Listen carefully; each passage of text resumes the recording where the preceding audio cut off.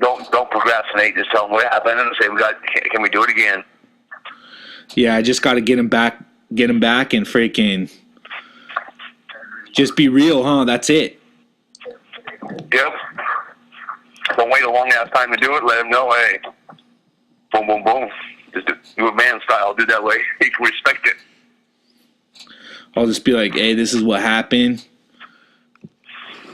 If he says, fuck, you're stupid, say, all right, I'm out. Yeah, dude, he's gangster though, bro. He actually in his book he talks about like beating down the Yakuza, bro. That's crazy. Yeah, he had something happen in the Yakuza and he just whooped some dude's ass. And Love you later. Tawny. God. Yeah, the fucking Yakuza ain't no joke, dude. yeah, and then he said, because he ended up going to prison, and he said that in prison, well, being locked up and having to fucking do whatever someone tells him to do, he said that it made him just appreciate his freedom, you know? Where did he get locked up at? In Japan. Does he live there still or no? Now he lives in Hawaii. Hell yeah. Yeah, he's like born and raised in Hawaii. I'm going to go to Hawaii and see him.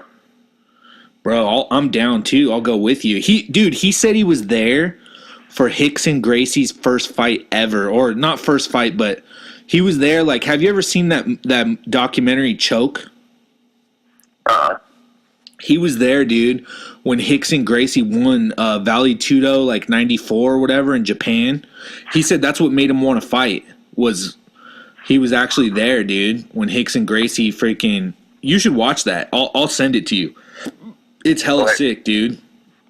Like when UFC 1 was going down or whatever, Rickson Gracie was fighting in Vale Tudo in Japan, and he's considered by far way better than Royce Gracie. Really? Oh, yeah. Like the whole family, they always said, like, Rickson is by far the best, and he never lost. He was like 12-0 in MMA, and supposedly he's like 400-0 in like jiu-jitsu. Damn. Yeah, he's just like a complete freak of nature. Like he's like an animal, you know? That's crazy. Yeah, dude. He's good, but yeah, that was kind of the experience that he said he had in Japan. Was it like that for you too? Like, did you hella appreciate just like freedom afterwards, or? Oh yeah. Really? Yeah. It took a minute, but yeah. Just like when I went to jail the first time when I got out, actually I was only out for a month. There was like a week or so where I actually sat in my mom's dining room, staring out the windows, listening to music, waiting for the cops to come get me. I just had this weird thought in my head that I'm going back. No way. And yeah, which I ended up going back. I guess I just willed myself back into that motherfucker. I don't know. What did you do? Did you just beat someone down? No, I got my probation violated. They violated. When I got arrested, they said I assaulted a man over the age of 55. That's what the warrant was for. And I was telling the sheriff, I'm like, dude, I didn't do that. I said, I was being an old man, bro. You know what I mean? I kept on telling him that. And then when I got to the fucking jail, that never came up again. That's what the sheriff told me when they arrested me that I was being arrested for. I knew it was bullshit. And when I got to the jail, it was a probation violation, and it never got brought up again. That was just what they used to get me. So No then, way. yeah. So then they got me for not going to anger management and having a pair of homemade nunchucks hanging above my bed that I had made when I was younger. I had like rope and broomsticks. And my lawyer came the night before my hearing, and he was supposed to come like a week before to subpoena my witnesses. And he said, oh, they're going to offer you time served and let you out. And I looked at him and said, fuck you. I said, I want my fucking 3-year suspended prison term, and I want to be on the next bus going to high desert. And he turned around and walked out, and the next morning, all my family, everybody was there. They all thought I was getting out.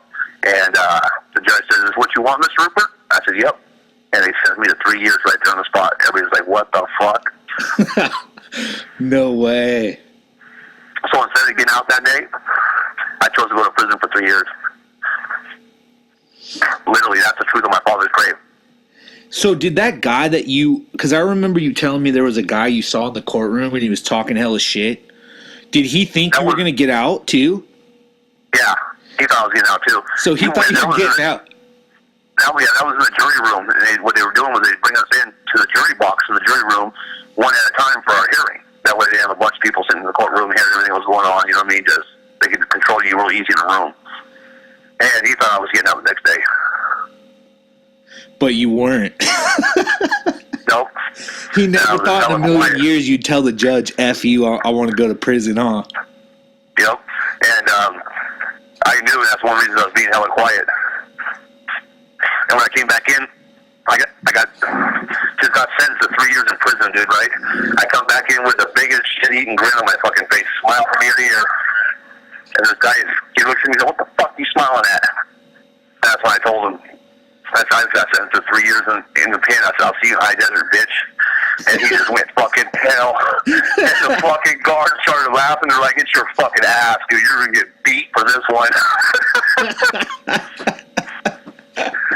And he got beat. He got beat. He got there the night after dinner. And the next morning was the first time I can get at him. And I got at him. No way. Is that the guy that you beat over the rails or whatever? Mm-hmm. That's the guy? Yep. And the old man Riley, the guard that handcuffed me, said he was getting ready to retire. He's all, hey, thanks. He's all, that's the best thing. No way. Oh, yep. I was like, hell yeah. Oh, I beat that dude. It was so one-sided, it wasn't even funny, dude. I beat that dude into his life, bro. In like a matter of seconds. Like, I can't even tell you how many times I hit him, honestly. It was 2-3 dozen times within probably 15 seconds. Well, that's the guy that they said get down, right? Yeah, they were screaming at me to get down. My bunkie was screaming, get down, Rupert. I was screaming back at him, I'm getting down, motherfucker. You don't know, get on the ground. I hit him with my right. His head snapped back, and as my right hand passed him and I brought it back, I hit him again like a speed bag. Pinky came through the left right after that, and then brought the left back. I was hitting twice with every hand before the other hand was coming through. I was going tink at full fucking speed, dude. Just everything I had just raged, dude. I beat that dude's fucking ass. That was one of the most just straight up just putting hands on motherfucker I've ever done. They had me cuffed and they took me in the shower because the showers have bars, and everybody that walked by was like, good looking out, Wood. Nice. That was neat. Oh, shit. He was throwing them like every motherfucker, dude, that walked by after they ate. They left me there while they finished the breakfast, the meals for everybody else in the whole building. And, there's a lot of people in that building. Every one of them that walked by, dude, was like, dude, that was fucking sick, dude. That was fucking tight. I hit mainline, dude, and everybody fucking loved me. No one wanted to. That's when you said you had that unending cardio, right? Yeah, that's back when I was younger, yeah. I used to play basketball all the time, dude. Well, didn't you say you used to do like 1 million push-ups or something? Like, what was it? Yeah, in prison, dude, I would do like, my cellie had a book of world religions, had every world religion in there, had the complete history on it, all their beliefs. Like, this book was thick, dude. His mom had sent it to him. It was just this insane book on every religion. And he would read it to me while I sat there and did push-ups. And by that point, I got to the point to where I no longer counted because there was no point in counting no more. You know what I mean? I was doing so many of them that keeping track of what I was doing was pointless. You know what I mean? Well, it was it. Well, who was the guy? Because I remember you telling me a story. You would non-stop do them for 10 minutes or something. What was that? Oh, when I did him with the old man on the yard? Yeah, you said the dude was just hella strong or something. But yeah, it was an old man. He could just do them for fucking ever, dude. And we were doing them, and then I don't remember how many we had done. Exactly, a couple hundred easily. And it was my turn in the handball court. And I went and played my game of handball, and he never stood up. And when I was done playing, and I don't know if you've ever played handball, it's really tiring. You get like a really good workout out of it. And I turned around, walked back over, and got back in front of him, and started doing push-ups again, dude. And we just went. It was insane. That dude could do them forever, like literally. Was that? That's probably. Like, they say that's like gladiator school or whatever. Was that like the mindset in there, like that, like freaking fight to the death type of all this stuff we always talk about? Oh yeah, no. When you fought in there, dude, no one broke it up. There was no. You fought with the understanding that you could die today, and you had to fight like it. You know what I mean? Because there's no one would stop it, dude. Even if it was another race, it was none of their business. Motherfuckers would throw hands, and it was just the way it went. You know what I mean? So every time you got in a fight in there, you're fighting to the death. You just had to do it. You know what I mean? Because if you go down, you might just get beat to death after you're knocked out. Oh yeah, because no one's going to jump in. No one's going to stop it. Everybody in there sit there and watch it. None of the motherfuckers. You don't have a couple of friends that actually give a fuck, but most of the time you're not even locked up with them. You're in the fucking You're in a different dorm or what? Your cell block. You don't fucking fight with in your cell. You fight to the death, dude. Because who's to stop him? Well, he fucking flips out and just fucking kills you and eats you, or you know what I mean? Like, you don't fucking know. There's no ref. Yeah. There's no ref. There's no nothing, dude. This is you and dude. There's no ref. There's like two pit bulls in a fucking cage, dude, fighting to the death. Oh yeah, man. Yeah. So that's just where that mindset was birthed, though, huh? Well, you said Sam kind of gave you that, though, before that, right? No, yeah, I had that way before I went to prison. From Sam? I learned that from Sam and the homeboys, yeah. I mean, dude, like, well, even way before I ever fought Sam, dude, I grew up fighting, you know what I mean? They were always fucking, like, Ryan Brown, how many times I even fought that fucking idiot, dude. Craig Williams and Alex Rupert used to make us fight, so it was just like a watch fight. And we would duke it out, dude, like, go after each other, you know what I mean? And, so it was always like that, dude. The first time I moved to Kerry Condition, dude, my first day I got in a fight with fucking Jacob Davis. I hadn't even, we weren't even moved in. We hadn't even moved our shit in yet. My parents were cleaning the house, getting ready to move in, and I walked down to the park, and there was like 20 fucking kids down there. Jacob Davis was one of them. Somehow me and Jacob got in a fight. And we were friends. And we were fucking duking it out. I mean, it was just, we were always fighting, dude. Always. You know what I mean? And then when Sam came in the picture, it just got worse. It was like the whole mentality of it changed, Sam just made you hella tough. Yeah. Because he'd tell homeboy shit like, oh, you think that dude can give you as bad as beating as I do every night? And you're just like, there's not a chance in hell, dude. You just go after it, you know what I mean? Sam would just fucking give you when Sam went after you, which all it means is not like he went after you every night. But when he decided, oh, you wanted to fuck around and you were the target, you got your ass whooped. It was just hell. Yep. And afterwards, he'd fucking pick you up and fucking laugh at you, and you guys would drink some beers, and you pray he fucking didn't want to do it twice. Were you know what I mean? Were you there when Gert punched him? No, I wasn't there.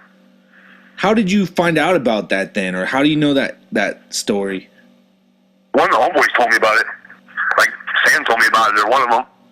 And Gert just came up and just freaking punched him hella hard while he's sitting in the back of a pickup truck? Yeah, he was sitting like up on the tailgate or on the side of the bed. Yeah, because we'll see what had happened was little Gert and Jamal had came out to Kerry Condition to hang out. And something had happened at the park. Because, they were like 5 dudes who were Crips. You know what I mean? Yeah.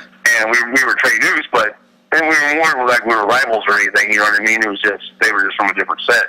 Well, they fucking were trying to fucking act a fool, and something happened, and I think Brandon dropped, or Sam and Brandon got into it with him, and Sam did something to one of them, and that's what caused Big Dirt to do that. You know what I mean? He was just like trying to stick up for his son, but he felt to realize he was doing some wrong person. But he just sucker punched him, though. Yeah, he just stole on him, dude. Sam never even seen it coming, he said. And Gert's like, what, 285, 6'5", 285, something like that? Yeah, he's fucking huge, dude. How big was Sam, do you know? I don't know. Cause yeah, Not as big as he is now? I remember Sam saying he was laying in the back of the pickup truck and he's like, I should just lay down, but I can't. He said that was the thought process in his head. That dude can never lay down, bro. Sam will never lay down, dude. He's not built to lay down, dude. You know what I mean?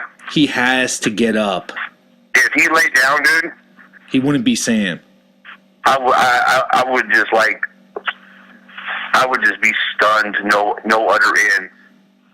You know what I mean? Like, it would just be like everything you know in life's just changed. It'd be like one of those kind of things. You're like, what the fuck, dude? Because there's no quit in Sam, dude. That's the thing about him. You know what I mean? More than anything, that's the thing about him. I mean, even though he got all the skill in the world and all that, the thing with Sam is he ain't gonna quit, dude. Sam is all that is man. Yes. And what did you say Sam did? He got up and told Gert. Yeah, he was like, me and you were going to go out in the field or some shit, and whoever comes out's a man or something like that. And they started to go, and I think they were starting to walk out there, if I remember correctly, and he was like, Big Gert broke it down, dude. He was like, no, I don't want to do this. He didn't want to go die. Sam would have killed him. He was not ready to fight to his death. Yeah. Yeah, I mean, I think honestly that's how Sam looks at it every time he gets in a fight, dude. Like, he may not like oh, I'm fighting to my death, but in the back of his head, that's what he's thinking, you know what I mean? He's going to fight like that. Yeah. He'll get everything he has, and he won't stop. Because he can't stop. It's not in him. Yeah, I would have broke it down too, bro. I wouldn't go fight Sam in a field, bro. There's no way, dude. I can't imagine. That's a scary thought, dude. I'm telling you. I remember you said that to me once. You were like, because Sam's, I love Sam. Sam's like, family. But one day you were like, yeah, dude, imagine if he was mad at you. And I just I went and saw him like that day and looked at him and I was like, oh my God. Yeah, dude, that'd be a fucking freaky thing. No, I can't imagine, dude. I can't imagine if Sam just wanted to kill me, dude. That'd be fucking horrible. That'd be horrible, dude. He's like, what the fuck? Someone died today? Yeah, fuck that, dude. Did you get a lot of that training mentality from Navy SEALs then? Like when you talk about like there's no limits to your body and all that stuff? Or did you think of that beforehand? I thought that way beforehand. Really? But yeah, I mean, but like you watch those documentaries and shit, dude. That's what they're pushing for, dude. But I already had that thought in my head beforehand. Like, you know what it boils down to? It's like, say if you can't knock the dude out, the dude can't knock you out. Then it all depends on who can go the longest. You know what I mean? Yeah, whoever gives up. Yeah, and the only thing that's gonna really make you give up is your win. Because if you got lots of energy and you're fucking win, you're not gonna want to give up. When you start getting winded, then you start doubting yourself. You know what I mean? Yeah. And then you're like, oh fuck. And then once doubt creeps in, then it's in there. There's like no getting rid of that shit. You know what I mean? And that's when it breaks you. You're just like, fuck it. This ain't that serious. We're fucking done. Yeah, and then you freaking just go down, and your soul is broken. Yep. Yeah, because I mean that's what you were saying. That's just like it's not real if you don't have cardio. If you lose because of that, then the guy didn't really defeat you. You just gave it to him, and you said what? You did a disservice to that guy. Yeah. Yep, you do a disservice to him, to yourself and to him. Because you guys didn't get to see. And in all reality, you shouldn't even look at it as a disservice to yourself. You should just look at him as a disservice to him. Because, it's like I always tell you, like, train like you're going to fucking, just fight till there's no, until you die, whatever I tell you it is. Yeah. But the other guy, you always have to presume, whatever the word is, that the other guy's doing the same thing. Yeah. And that's what he wants. He wants that fight. I mean, everybody looks at the Forrest Griffin and fucking, whatever the other guy's name was, that fight from First Ultimate Fighter. Everybody looks at it like that.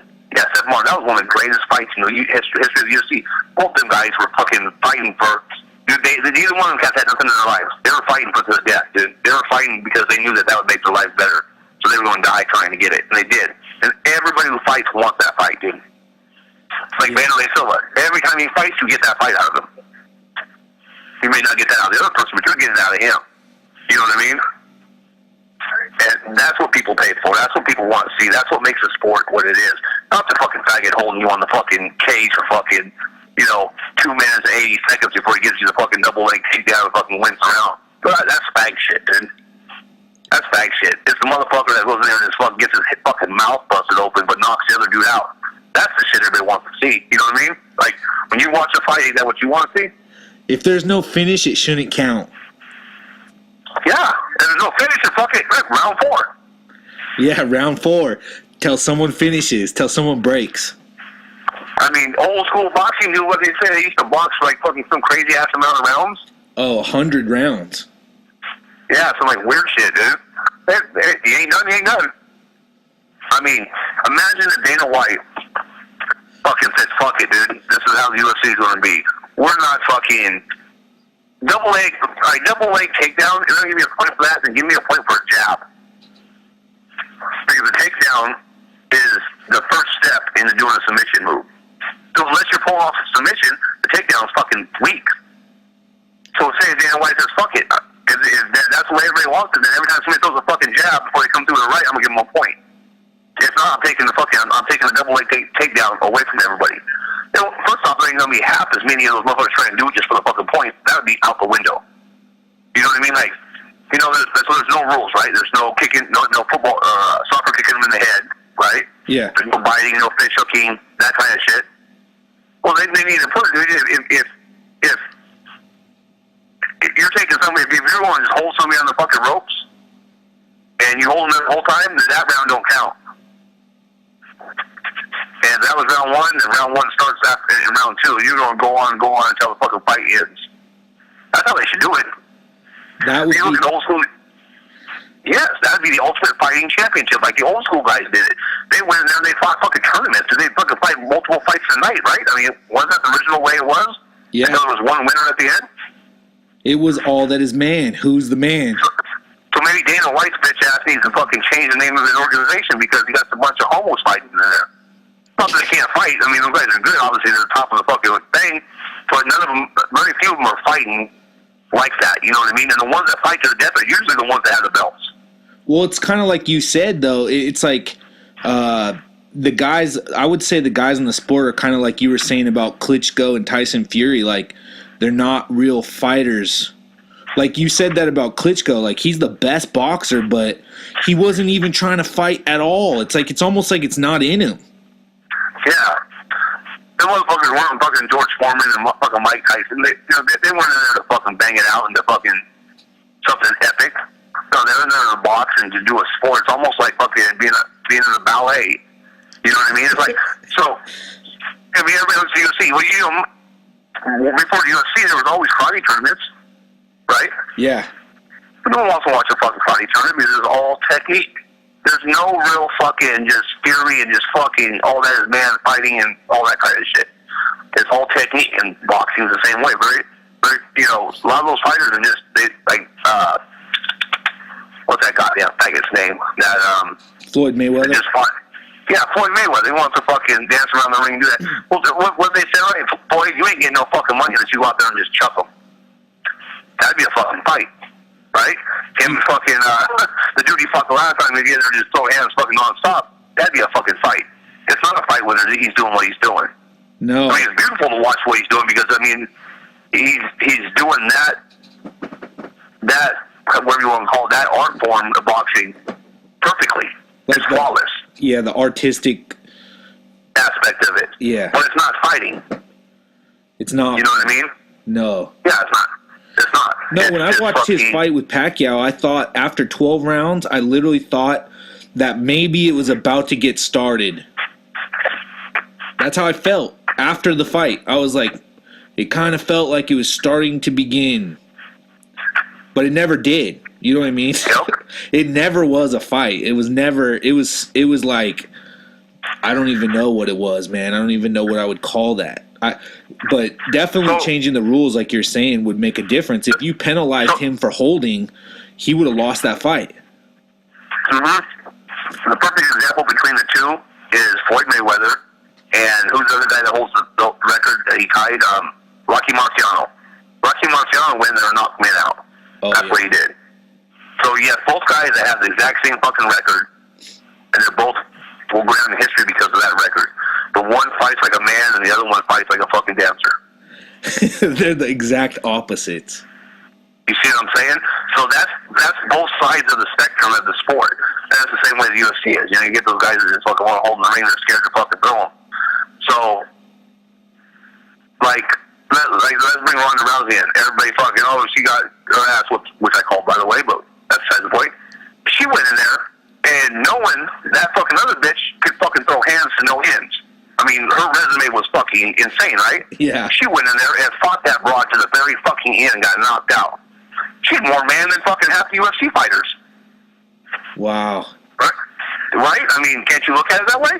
Yeah. Her corner had to know, don't go in there and throw hands with that bitch. Dude, you can get some back in the woods Roseburg fucking garage trainer that will tell you, hey, this guy fucking boxed forever, don't throw hands with him. Like, even I got enough sense to tell you don't want to throw hands with this guy because this guy's going to knock your ass out. That kind of shit, right? You got to have common sense, right? Yeah. And that bitch said, fuck that, I'm going to knock her out. And went out there and fought to the fucking death like homeboy you had on the podcast and got knocked out. Tell me where she lost. She fucking died an honorable death. Right? I mean, that's one way of looking at it, you know what I mean? I mean, you can also look at the other perspective. Well, she's stupid. She shouldn't have fucking fought and won. But, well, she fought, period. She fought. She didn't go out there and fucking lay down and fucking, you know what I mean, whatever. So people should be excited to see her fight again, you know what I mean?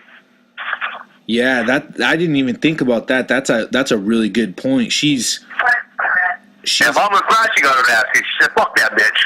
She's legit. That's what she gets for trying to eat the foot of her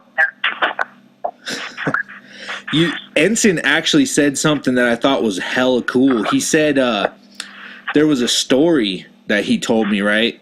And he said there was a guy and he got in a car accident and he got so flustered, the adrenaline or whatever, like his nerves, his nerves overcame him so much that he didn't know what to do and he froze up and he couldn't open the door to the car and his entire family burned to death in a car fire, right? Yeah. And he said for him, that story always stuck with him. And he said when he would fight, he was almost training himself because he said you have those same nerves and adrenaline and all that you freeze up. He said he was training himself so that if the day ever came, he would fucking die in that fire with his family. You know what I mean? Like, he would die an honorable death. He wouldn't freeze up and fucking watch his family burn in a fire. You know what I mean? Yeah.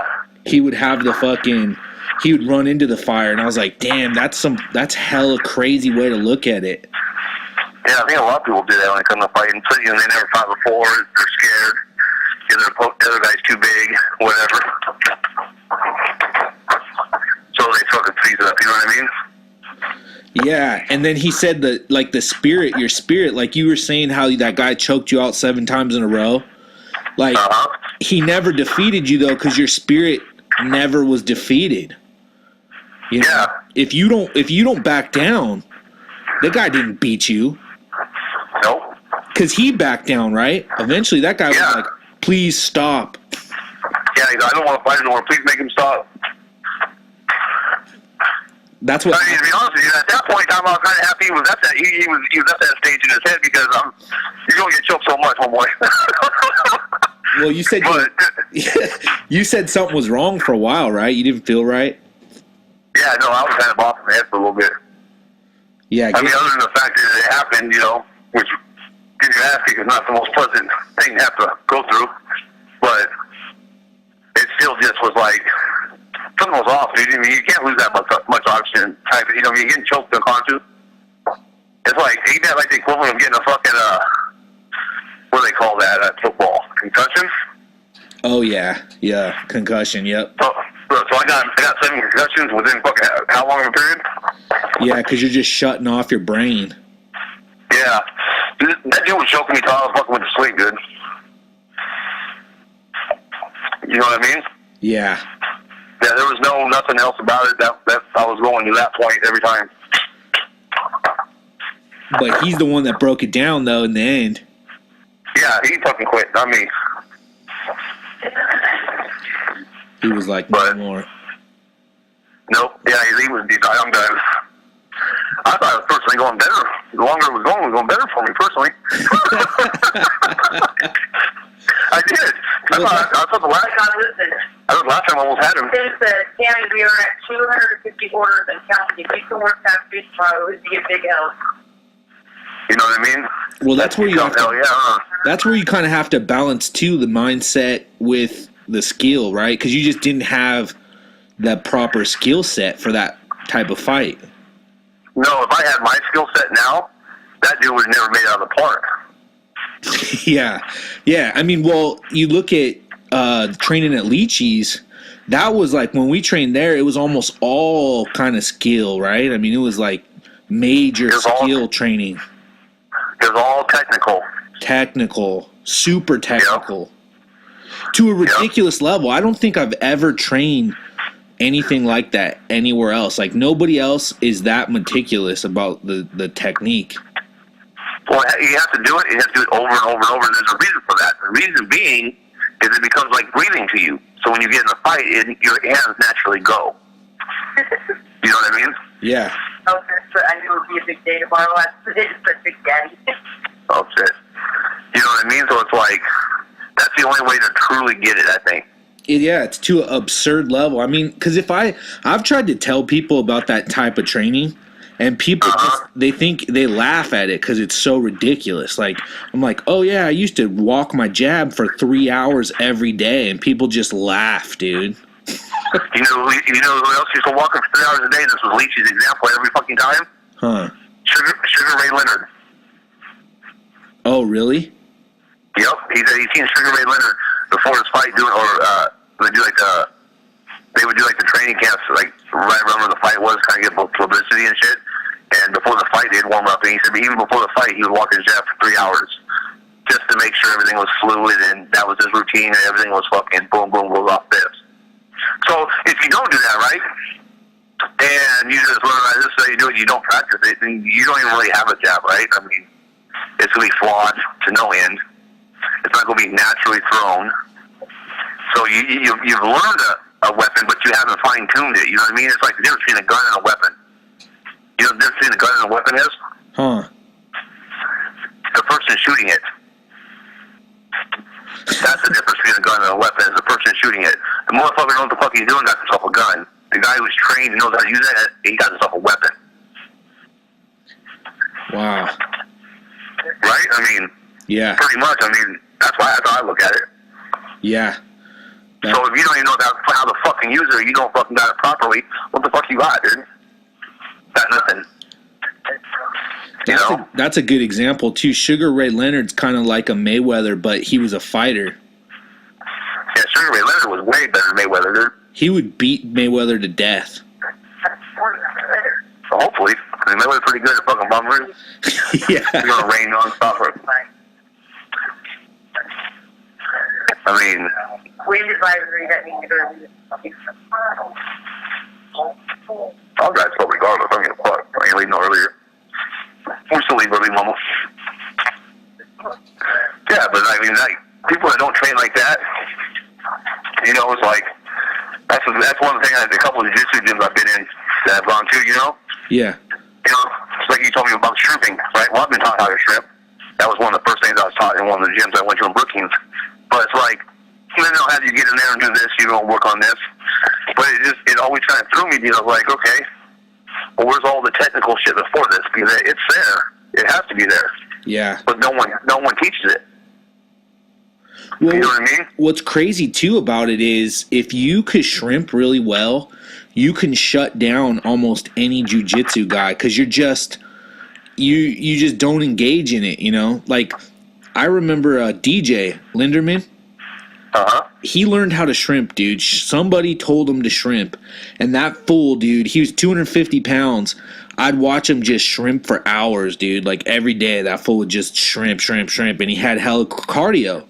And it's like, if anybody ever took him down, he would just shrimp until he got up, you know? And I've seen him. No one could take that dude on the ground because of that. Because he'll just shrimp. Even if you're a jiu-jitsu guy, he's just going to shrimp away from you and get up, you know? Yep. Like, I wouldn't say he's like a super high-level jiu-jitsu guy, but just having that one basic... Having the basics. Yeah. Well, it allows you, right? It allows you to shut down somebody's game. Shrimping does. So it's like with the jab, if me and you are sparring and my jab's on point, I'm going to shut down most of your game with my jab. Yeah. You know what I mean? Just blasting straight to the face jabs, breaking my nose like you did. Yep. Over and over again. Because that's the key to it. That's the key. You say the shrimping is? Well, stand up's the key. And so if people don't fucking train like that, what are they doing? They're being half-ass fighters, right? They're not even being fighters. They're just, I don't know what the fuck they're doing. Like a bunch of monkeys running around in the jungle fighting over a fucking banana. Well, I noticed, like, for me, when I would train that way, it makes me want to throw it. It makes me want to fight them that way. Like, when I throw jabs over and over again, it makes me want to have a fist fight with somebody, you know? Yep. Whereas if I don't, I'm like, I want to take this to the ground or something, you know? You don't have the confidence in it. Yeah. So here's what that boils down to is you really want to stand up and throw hands. But you're not feeling confident enough, so you're going to fall back on the other and take them down. Well, because it's what you train, right? I mean, I've been training jiu-jitsu so much now for so long. It kind of became my comfort. Where in the beginning, it was my uncomfort, you know? Yep. And now it's become my thing, really. So that's a good thing then, because then now your weaknesses become your strength. Yeah, exactly. That's true. And that's how you want to grow as a fighter. And now, like I told you a long time ago, I said go put like a year or two in everything. Start be a boxer for a year. Go do tournaments. Go be a jiu-jitsu guy for a fucking year or two and do tournaments. Go do fucking kickboxing for a year or two and do tournaments. Do fights. And then come back to MMA and put it all together. How many years of boxing do you have? I don't know. I mean, at this point, you can almost call it. But I mean, just with Leachy, probably 3 or 4. 3 or 4 straight training with Leachy all the time. Yeah, there was probably 2.5 of those was just all about me, and then it slowly started to phase into where I was helping him train people. Is what it ended up being. Did you train with him all the time for that long though? Like years? 3 days a week. Yeah, 3 days a week, year round. No way. For a whole entire year? Yeah. Yeah, I'd fucking run the boxing, I'd box, and I'd run home. And you would still walk the jab every day? Every day. I would show up every day. So like the first 3 weeks, that's all I did was walk my jab.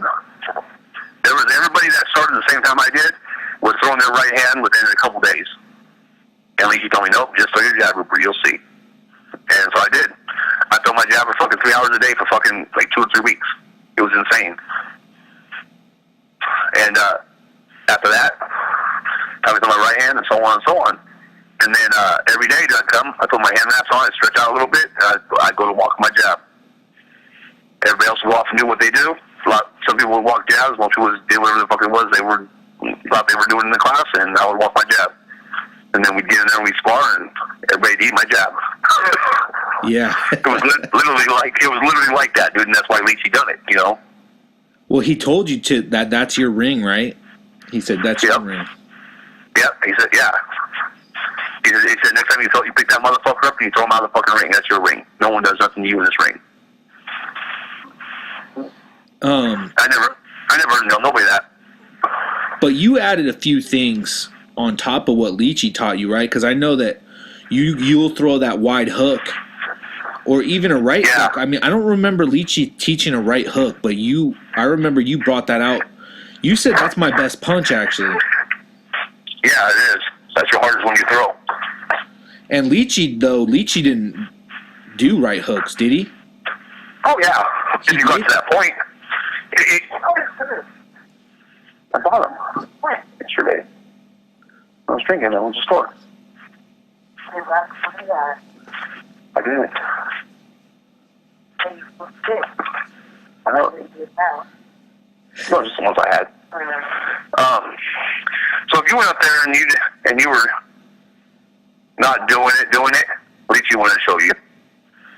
You know what I mean? Or sometimes he would show somebody if they were doing it wrong. You know what I mean? At least he would put in the time with the people that were putting the time in with him. See what I'm saying? Yeah. Leachy was like, he gave up the last little bit he had to give up probably the last couple years I was there. And after that, he would work with people that were right there. So here's what I used to tell people.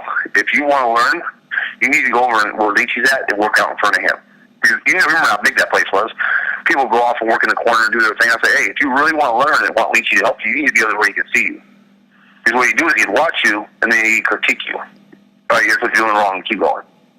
He'd watch the next person and keep his eye on you. But you know, I mean, he couldn't just walk laps around that fucking place, so he'd stay in one general vicinity. And if you really wanted to learn, you'd be right there and you would learn.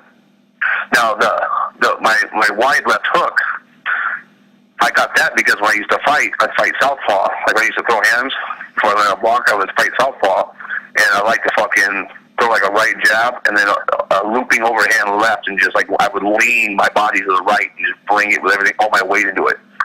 That was the best punch I had. And I just felt comfortable with my right hand being strong enough to fucking hit somebody with it's like a right straight jab, you know what I mean? Not that I ever threw it like it should have been thrown. I just threw it, you know. Being my right hand, my dominant hand, it felt stronger doing that than with my left in the beginning. So I always knew my left hook was there. And Leachy taught me how to throw my left hook, how to spin on my foot, bring my hip into it.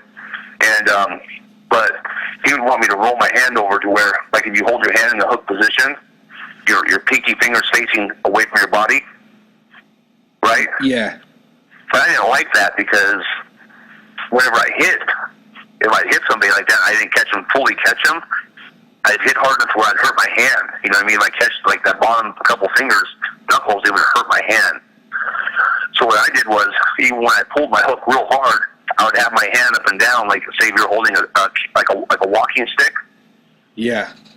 That's how I throw my hook. So even when I barely caught him, it was my knuckles that barely caught him. All four of them. You know what I mean? Well, all your fights were bare knuckle too, right? I mean, you had all street fights. Like, yeah, you sparred. Yeah. You said a lot, but you didn't box. You never got to box, right? Yeah, I never got to go to like tournaments and shit. So everything was just blasting fools in freaking Chevron gas station bathrooms and in galleys. Stupid shit. Yeah, it was just straight fucking just fighting.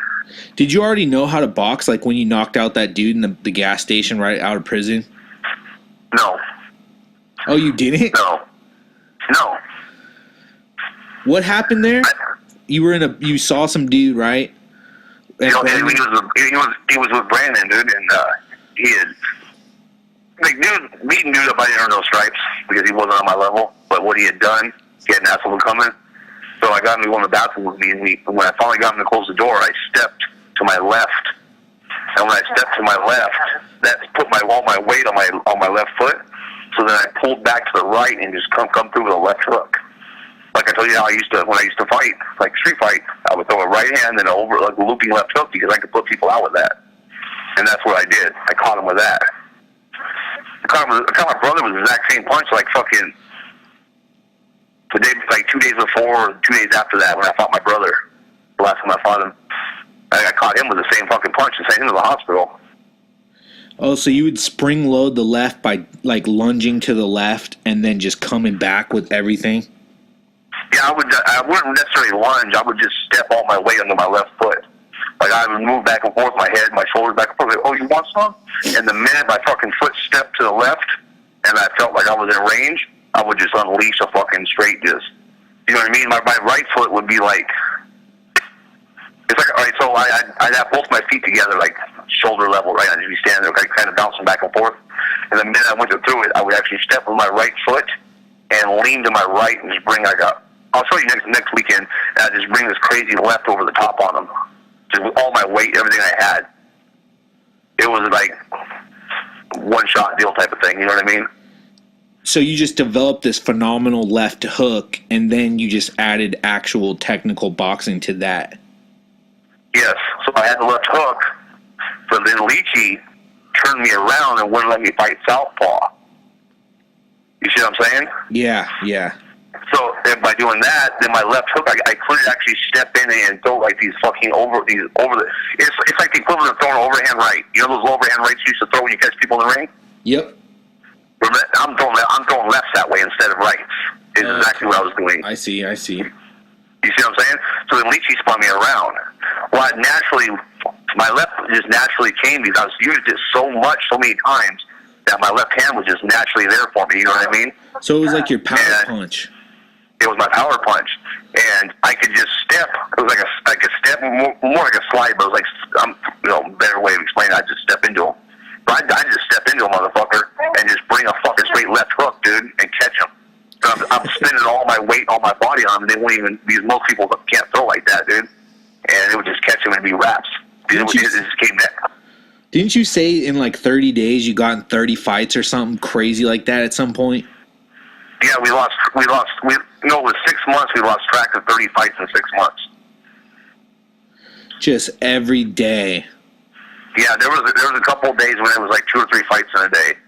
And like in a 6 month period, I lost track of about 30 fights. Was that was when you were in a gang and stuff? Oh, yeah. That was right before I went to prison. Were you there that one time you said that guy tried to sucker punch Sam and he freaking leaned out of the way, took his glasses off, and knocked the dude out? Yes, I was there that night. Yeah, that was that college football player, dude. And Sam was like, "Oh, I'll fight you." And then they were like, "No," because they were like his best. Ooh, I hurt Mama. He was like the best defensive person they had. They were like, "No." And they looked at Sam and was like, "Okay, we'll let him fight." And as Sam was taking his glasses off, dude swung, and Sam just leaned back and then caught him with one. And dude dropped right into Sam's arms, and Sam was choking him, and like had his head, it was like hit his head in like the car bumper, and we were just like, "What the fuck?" Like it was crazy, dude. So they looked at Sam. It was so funny because they looked at Sam. They looked at Sam like, "Oh, okay, we'll let him fight him. We don't care." You know, and it was like this. This dude was huge too. They had no idea. They had no clue. No, yeah, they had no clue. They're fucking stupid. Sam's just a certified killer. Oh yeah, he was just fucking. He was on top of it. And that was before he learned how to box and do all that kind of shit. Oh, you said he was just like some kind of creature, right? Oh yeah, I mean, he just knew how to fight, dude. That was just tough. It was fucking crazy. Just insane. You know what I mean? Yeah. You just watch that fight, you're like, what the fuck is that? Yeah, then he learned to box, right? I mean, I think he did like couple boxing fights. He said he just did them, and then somebody like found him or something, right? And they're like, "Hey, you want to come box for our team for the Bulldog Boxing?" You know, my understanding of it is he decided to get him boxing and started doing some sparring at different gyms, and then I think Lathrop had a lot more to do with it than or maybe I'm wrong, but I think Lathrop had a lot to do with it to helping him out. And then they kind of just built Sam's style, and he started boxing and training at that gym in Medford. And they started teaching him, but he'd already figured out what his style was, or maybe he was already there for a little while, then did that. Because it's like, you know, everybody's built differently as a human. Yeah. So you naturally box better different styles, you know what I mean? And once they just figured out what Sam's style was, or what would work good for him, or how he liked to fight, or whatever it was, they just built upon that. I'm pretty sure that's how the story goes. I know part of it is he said he started boxing because his dad passed away, and he actually did it to remember his dad. Like, yeah, that might be. His dad used to box. Yeah, I think his dad was a pro, like with like 30 pro fights. Yeah, that could very well have been, dude. That was the reason behind it, you know what I mean? Yeah, and he wanted to remember him, and then he got hella good anyways. I mean, I know, because sometimes he'll tell me stories about it, and it's like, he just says it like it's no big deal. He's like, yeah, I won the regional Golden Gloves, then the state Golden Gloves, then the like, he beat the national champion of Canada and freaking the heavyweight champion. You know what I mean? Like, he'll just say this stuff, and you're like, what are you talking about? And he's just like, yeah, I went to nationals to go to the Olympics and freaking... I think his losses, like his main losses that he did have, were to the national champions that went to the Olympics. That's crazy, huh? Yeah, those are like the only dudes that beat him. That's insane, dude. He beat everybody, dude. He told me a story once. I remember him telling me the story where his trainer, he said the only day his trainer was ever scared was they went and there was the 4-time reigning champion for Golden Gloves in Oregon. He was the state champ for like 4 or 5 years, and it was Sam's like first couple fights or something. Like, he just started, and he said the dude was on the speed bag just like Mr. Glory guy, right? Like, I'm the greatest, and just like he's hella badass and awesome, and he said he's on the speed bag, and I guess his coach was like scared, like, oh man. And I guess Sam was just like, I'm going to beat that dude's ass. Because it just pissed him off, like how full of himself the guy was, and Sam beat the hell out of the guy, and he never fought again. Really? Yeah, and the dude was like undefeated 4 or 5 years in a row, state champion of Oregon. That's crazy, dude. Yeah, and Sam when he was doing his boxing thing, I was hiding out in Spear Point, and they said Cena fucking staying away from the homeboys. I was trying to get off parole and just change my life and live, accordingly. And so that's at the same time Sam was doing all that.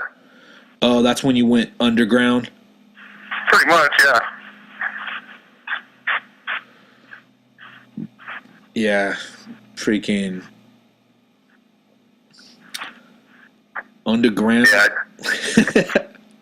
Yeah, pretty much, dude. I missed all that shit. I only heard bits and pieces of it. Well, eventually, me and Sam only talked about. I think we've only talked about like once or twice ever. I never really asked him about it. Yeah, he's not a big. He's not a big talker. No. That's what's kind of crazy. That's what I thought was cool about Ensign Inoue, because like, I mean, you're that way too, but Ensign's like an outspoken dude about that stuff, Whereas, like, Sam, I mean, I know Sam's that way because you've told me, but he's not outspoken. He just is it, Yeah. But he's not articulate, Whereas, like, Ensign Inoue, dude, he totally just would talk about it, and I was like, dude, this is amazing what you're saying, This. I don't think it's not because he's not articulate. I think he just don't like to brag about it. Yeah, I think he looks at it like bragging and just don't, you know what I mean? Oh, really? Yeah. You know what I mean? Like, because Sam's pretty articulate. That motherfucker can hold a fucking crazy conversation, dude. And say he's not one that gets flustered, doesn't get his point out, you know what I mean? Yeah. So he's able to talk and say what he has to say. I think it's just he just don't like talking about it. Like it's that, you know what I mean? Yeah. For whatever reason, huh? Who knows? Yep. Yeah, who knows with him?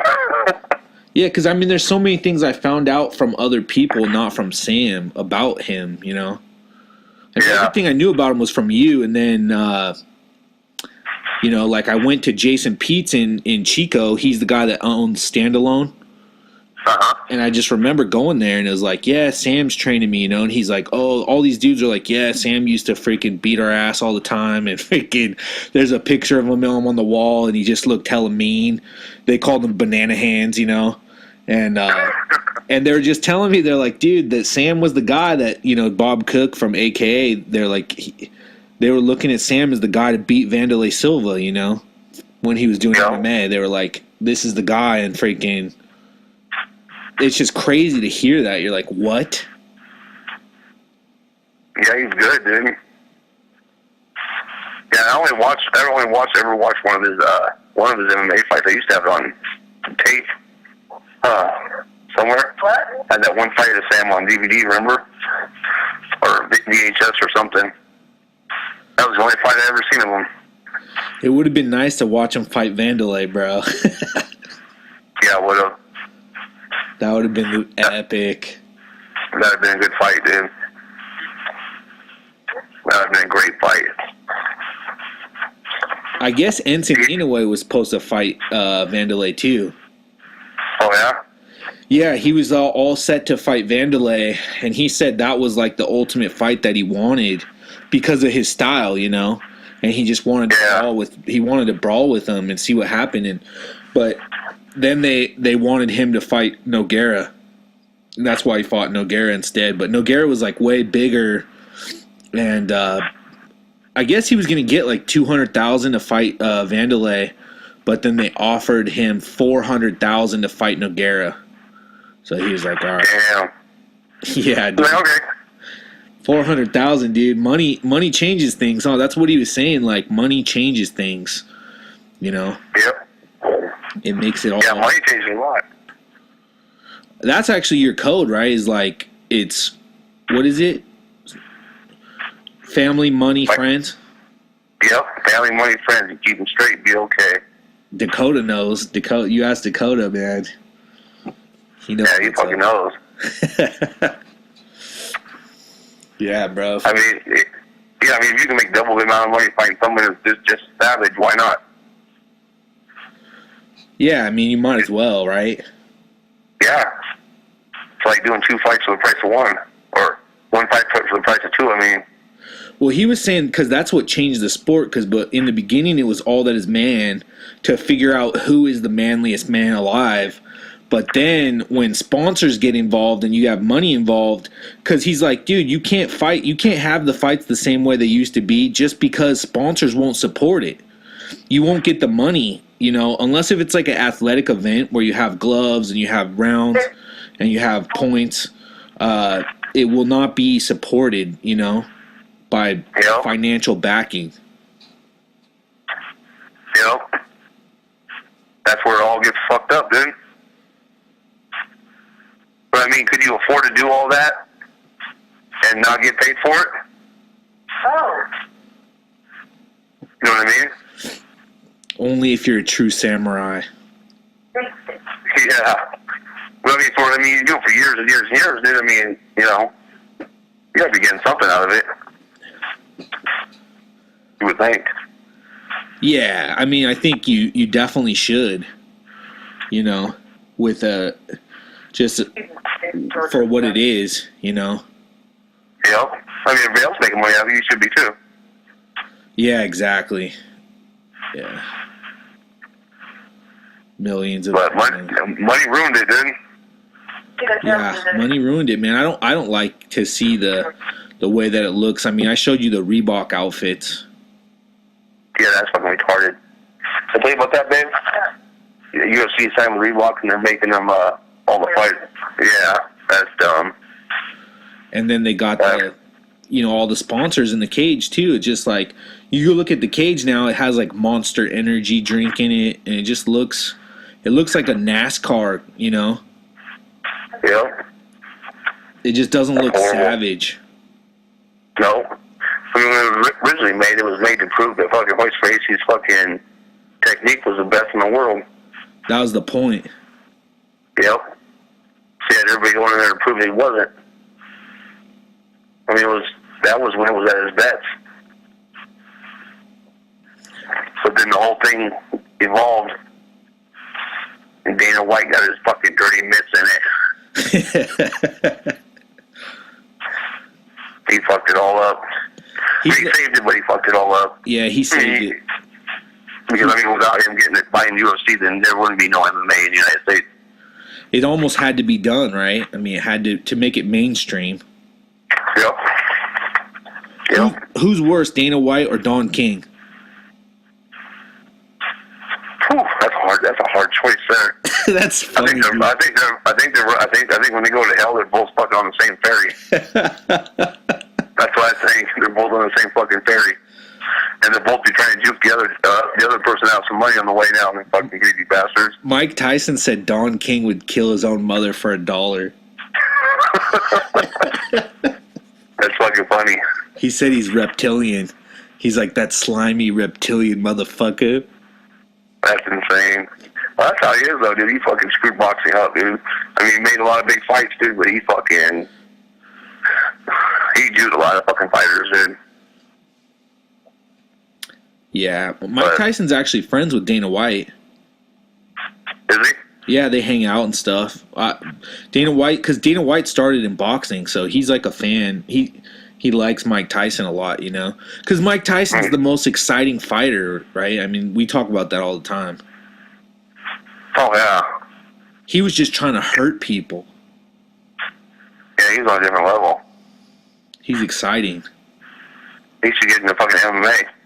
Dude, could you imagine what that would be like? Like, because a lot of times I watch these guys, like right now you got Chris Weidman and Luke Rockhold fighting.